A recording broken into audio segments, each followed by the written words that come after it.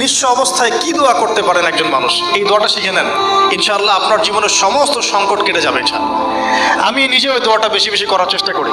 দোয়াটা হচ্ছে, মুসা আলাইহিস সালাম একটা গাছের নিচে হেলান দিয়ে বসলেন, বসে দেখলেন দুইজন মেয়ে দাঁড়িয়ে আছে দূরে, পানি নিতে পারছে না, লোকজন পানি নিয়ে যাচ্ছে, ওরা দাঁড়িয়ে আছে বেচারি।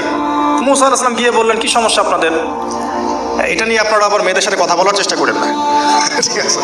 তো মাহারাম গায়রা মাহারাম মেনে চলে। তারা বললো যে আমাদের বাবা অনেক বৃদ্ধ মানুষ, আমরা পানি নিতে পারি না যতক্ষণ না আমাদের কম পানি নিয়ে চলে যায়। মুসা আলাইহিস সালাম তো একটু বললাম না, ফিজিক্যালি খুব স্ট্রং ছিলেন, থাকে না বডি বিল্ডার, সামনে গিয়ে কথা বলে এই সরব পানি নিতে দাও, তখন মানুষ একটু মূল্যায়ন করে না। তো মুসা আলাইহিস সালাম এভাবে পানি নিয়ে দিলেন এবং বাছুর থেকে পানি পান করালেন, করিয়ে গাছের নিচে এসে বসে আছেন। বসে বসে তিনি দোয়া করছেন, এই যে দোয়াটা তিনি দোয়া করছেন, রব্বি, একটা নেক কাজ করলেন, নেক কাজ করলেন না, মানুষের উপকার করলেন, নেক কাজ করে এসে গাছের নিচে বসে দোয়া করছেন,